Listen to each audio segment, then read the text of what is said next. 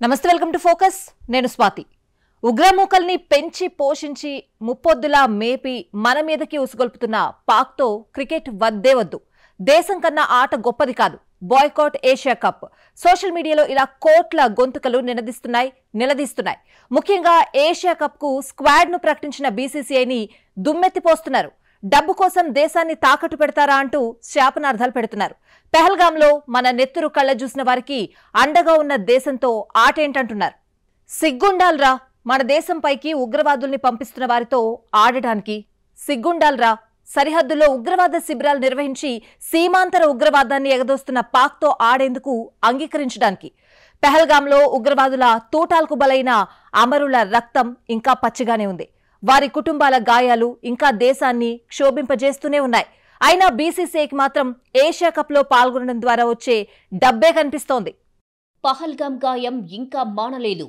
కాశ్మీరం రక్తం చిందుతోంది ఎల్ఓసి వెంబడి తుపాకుల మోత మోగుతోంది పీఓకే నుంచి ఉగ్రవాదుల ప్రేలాపణలు ఆపరేషన్ సింధూర్ ముగియలేదంటున్న కేంద్రం ఇవన్నీ బీసీసీఐకి పట్టవా ఆసియా కప్ ద్వారా వచ్చే కాసులే కనిపిస్తున్నాయా బాయ్కాట్ ఆసియా కప్ అంటున్న నెటిజన్లు పాకిస్తాన్తో ఉద్రిక్త వాతావరణం కొనసాగుతోంది పహల్గాం దాడి తర్వాత చెప్పి మరీ పాకిస్తాన్ను చావు దెబ్బ కొట్టాం అన్ని రకాల సంబంధాలు తెంచేశాం గగనతలాన్ని మూసేసి విమాన రాకపోకల్ని నిలిపివేశాం సింధు జలాల్ని ఆపేశాం రక్తం నీళ్లు ఒకేసారి ప్రవహించవని ప్రధాని మోడీ పాకిస్తాన్కు నేరుగా కుండ బద్దలు కొట్టారు దేశవాసులంతా పాకిస్తాన్ను ఓ విషపు పురుగును చూసినట్లుగా చూస్తున్నారు భారత క్రికెటర్లు మాజీలు సైతం పాకిస్తాన్తో క్రికెట్ సహా ఎలాంటి సంబంధాలు వద్దని ప్రభుత్వానికి సూచించారు కూడా అయితే ఇవేవీ పట్టలేదు కాసుల గలగలలే బీసీసీఐకి పట్టాయి అంతే ప్రజల మనోభావాలను తుంగలో తొక్కి ఆసియా కప్కు భారత జట్టును ప్రకటించింది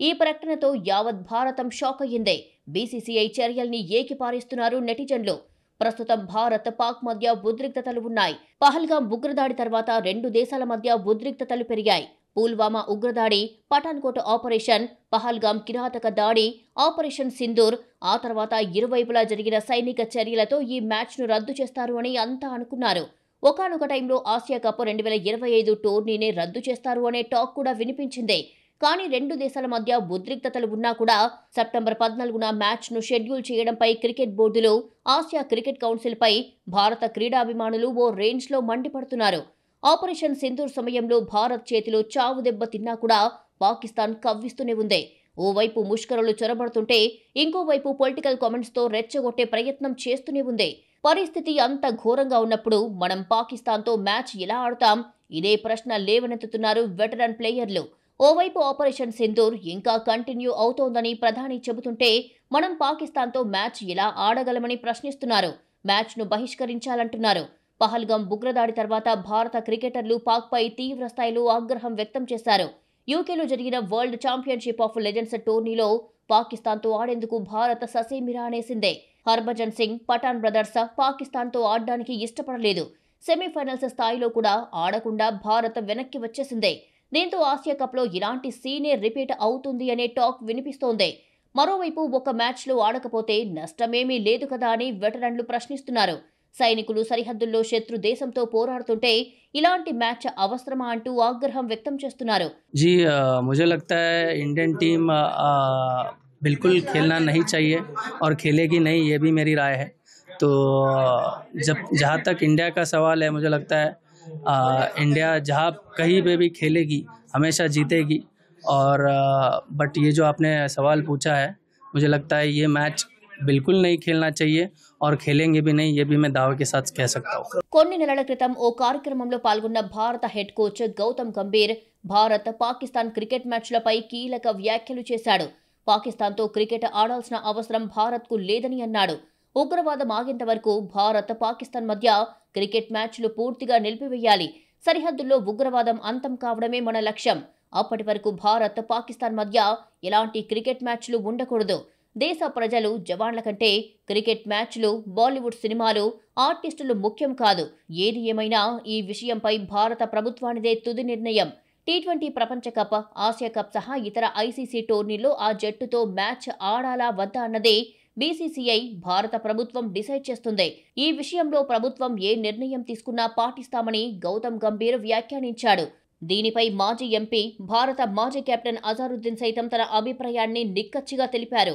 జరిగితే అన్నీ జరగాలి, లేదంటే ఏదీ జరగకూడదు అన్నారు. మీరు ద్వైపాక్షిక సిరీస్ ఆడకపోతే అంతర్జాతీయ ఈవెంట్లు కూడా ఆడకూడదు. ఇది తన అభిప్రాయమని, కానీ ప్రభుత్వం, బోర్డు ఏ నిర్ణయం తీసుకుంటే అదే జరుగుతుందన్నారు అజార్. कि अगर आप नहीं खेल रहे तो कोई भी बायलैटरल नहीं खेल रहे तो मेरे ख्याल में इंटरनेशनल इवेंट्स भी नहीं खेलना चाहिए, जहाँ तक ये मेरा मानना है. बट लेकिन गवर्नमेंट क्या डिसाइड करेगी, बोर्ड क्या डिसाइड करेगी, वही होगा. ఆసియా కప్ 2025లో భారత పాల్గొనడం, పాకిస్తాన్తో మ్యాచ్లు ఆడాల్సి ఉండడంపై ఉద్ధవ్ ఠాక్రే, శివసేన ఎంపీ ప్రియాంక చతుర్వేది బీసీసీఐపై తీవ్ర విమర్శలు గుప్పించారు.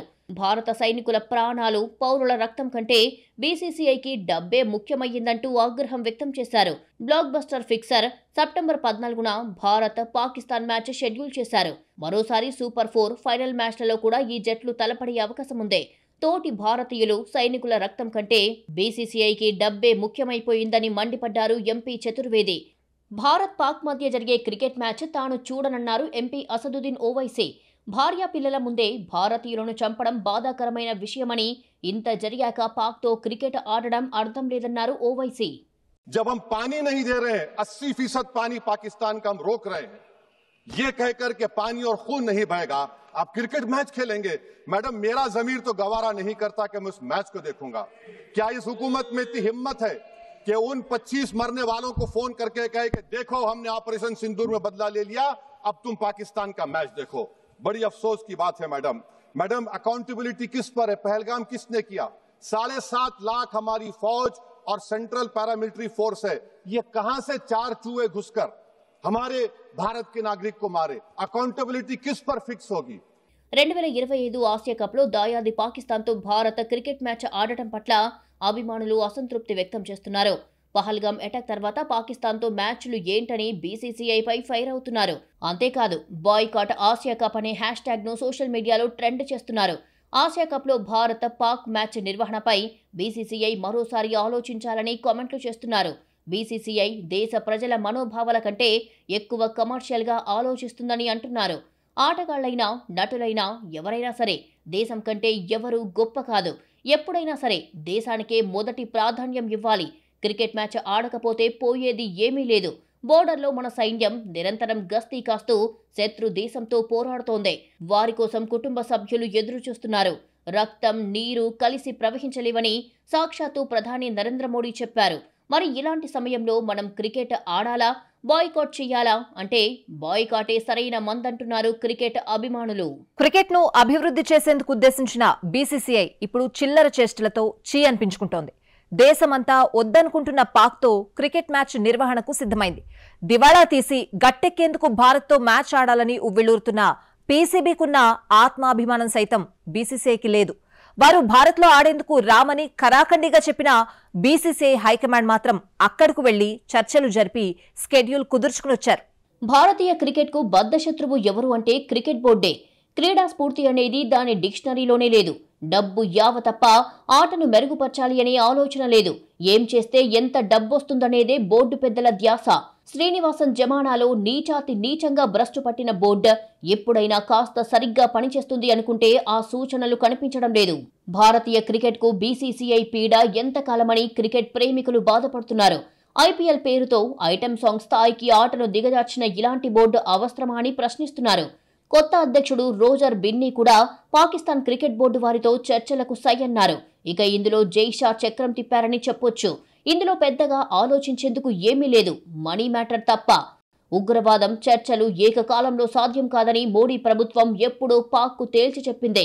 దేశ ప్రజల అభిప్రాయం కూడా అదే. ఉగ్రవాదం, క్రికెట్ ఏకకాలంలో సాధ్యం కాదనే బీసీసీఐ మాత్రం పాక్ సిరీస్కు సుముఖంగా ఉంది. భారతీయ క్రికెట్లో విపరీత ధోరణులను అరికట్టడానికి బీసీసీఐకి సమయం లేదు. కానీ మన మీద కత్తిగట్టిన పాకిస్తాన్తో ఓ సిరీస్ను ఓకే చేయడానికి దుబాయ్ దాకా వెళ్లి చర్చలు జరపడానికి బోర్డు అధ్యక్షుడికి సమయం ఉంది. ఓవైపు కాశ్మీర్లో ఉగ్రవాదులు భద్రతా దళాలపై దాడులు చేస్తున్నారు. సరిహద్దులో టెర్రరిస్టులు పొంచి ఉన్నారు. ఉగ్రవాదాన్ని పెంచి పోషించడం ఆపేదాకా చర్చల ప్రసక్తే లేదని కేంద్రం తేల్చి చెప్పింది. ఉగ్రవాదం చర్చలు ఏకకాలంలో అసాధ్యమని తెగేసి చెప్పింది. అలాంటప్పుడు ఉగ్రవాదం, క్రికెట్ ఏకకాలంలో ఎలా సాధ్యం? మన జవాన్లను పాక్ ప్రేరేపిత ఉగ్రవాదులు చంపుతూ ఉంటే మనం మాత్రం అదేమీ పట్టనట్టు పాకిస్తాన్తో క్రికెట్ మ్యాచ్ను ఎంజాయ్ చేయాలా? బోర్డుకు డబ్బు యావ తప్ప దేశం పట్ల ఆలోచనే లేదా? పాకిస్తాన్లో క్రికెట్ దివాళా తీసిందే. అది మళ్లీ బతికి బట్ట కట్టాలంటే భారత్తో సిరీస్ ఆడాలని అక్కడి బోర్డు తహతహలాడుతోంది. దానికి మన బోర్డు వంత పాడుతోంది. చివరకు మన దరిదాపులకు కూడా రానివ్వకూడని పాక్ బోర్డు చేత చీ కొట్టించుకుంది మన క్రికెట్ బోర్డు. భారత్లో సిరీస్ రావాలని బీసీసీఐ అధ్యక్షుడు పంపిన ఆహ్వానాన్ని పాక్ బోర్డు తిరస్కరించింది. వేరే దేశంలో అయితే ఆడతామని చెప్పింది. దీనిపై పాక్ బోర్డు అధ్యక్షుడు మోసిన్ నఖ్వీతో చర్చించారు బీసీసీఐ ప్రతినిధులు. సిరీస్ ఎక్కడ ఎప్పుడు జరపాలి అనే దానిపై మల్లగుల్లాలు పడ్డారు. జాతి ప్రయోజనాల కంటే ఈ సిరీస్ ద్వారా వచ్చే డబ్బే బోర్డుకు ముఖ్యమైనట్లు కనిపిస్తోంది. తాను చట్టానికి అన్నిటికీ అతీతమని బీసీసీఐ విర్రవీగుతుంది అనడానికి అనేక ఉదాహరణలు ఉన్నాయి. మ్యాచ్ ఫిక్సింగ్ కేసులో అజారుద్దీన్ కు వ్యతిరేకంగా ఆధారాలు లేవన్న సుప్రీంకోర్టు ఆయన్ని నిర్దోషిగా తీర్పు చెప్పింది. బీసీసీఐ పెద్దలు మాత్రం అజహర్పై నిషేధం తొలగించలేదు. మరోవైపు ఐపీఎల్ స్పాట్ ఫిక్సింగ్ కేసులో Chennai super Kings, Rajasthan Royals జట్లు దోషులని తేలింది. సాక్షాత్తు సుప్రీంకోర్టు నియమించిన కమిటీ ఈ 2 జట్లను 2 ఏళ్ల పాటు నిషేధించింది. కానీ బీసీసీఐ మాత్రం వీటి తప్పుడు పనులకు తన వైపు నుంచి శిక్ష విధించకూడదని నిర్ణయించింది. 2 ఏళ్ల తర్వాత వాటిని మళ్లీ ఆడటానికి అనుమతించాలని తీర్మానించింది. ప్రపంచంలోని అత్యంత రిచెస్ట్ క్రికెట్ బోర్డు బీసీసీఐ. ఎంతలా అంటే 18,000 కోట్లకు పైగా టర్నోవర్ బీసీసీఐ సొంతం. ఐపీఎల్ ద్వారా కోట్లాది రూపాయలు ఖజానాకు వచ్చి చేరుతున్నాయి. ఇక దాయాదుల మధ్య మ్యాచ్ అయితే కాసుల వర్షం కురుస్తుంది. ఓ రకంగా చెప్పాలంటే కేవలం 10 సెకండ్ల యాడ్కు కేవలం 14 నుంచి 16 లక్షల ధర పలుకుతోంది. దీంతో ఎలాగైనా ఈ కప్లో పాల్గొని బిజినెస్ పట్టేయాలని తలపిస్తోంది. ఇక్కడ ఉగ్రవాదుల చేతిలో అమరులైన పహల్గాం బాధిత కుటుంబాల ఆందోళన పట్టదు. దేశ ప్రజల మనోభావాలు పట్టించుకోరు. కేవలం కోట్లాది రూపాయల డబ్బుపైనే ధ్యాసంతా. ఇప్పుడు ఈ విధంగా ఆసియా కప్లో పాల్గొనేందుకు జట్టును ప్రకటించడంతో నెటిజన్లు మండిపడుతున్నారు. డబ్బు కోసం ఎంతకైనా దిగజారుతారా అని సూటిగా ప్రశ్నిస్తున్నారు. అంతేకాదు, ఆట ఆటే, పాలిటిక్స్ పాలిటిక్సే, రెండిటిని ముడిపెట్టకూడదు అన్న గవాస్కర్, సౌరవ్ గంగూలీపై నెటిజన్లు, క్రికెట్ ప్రేమికులు విరుచుకుపడుతున్నారు. మీ ఇళ్లల్లో ఇలాంటి బాధ కలిగితే అప్పుడు ఇలాంటి ప్రకటనలు చేస్తారా? ఇంత సింపుల్ గా మాట్లాడతారా అని ట్రోలింగ్ చేస్తున్నారు. ప్రభుత్వ జోక్యం లేకుండా బోర్డుకు మితిమీరిన స్వేచ్ఛనివ్వడం ఎంత తప్పో ఇప్పుడు తెలిసి వస్తోంది.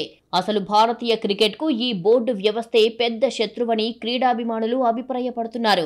డబ్బు కక్కుర్తి, బోర్డు చిల్లర చేష్టలు జుగుప్స కలిగిస్తున్నాయి. పాక్తో సిరీస్ కు ఇంతగా తహతహలాడాల్సిన అవసరం ఏముంది? ఒకవేళ ఏదైనా తటస్థ వేదికపై సిరీస్ ఖరారైనా కేంద్ర ప్రభుత్వం అనుమతి ఇస్తుందా అనేది ప్రశ్న.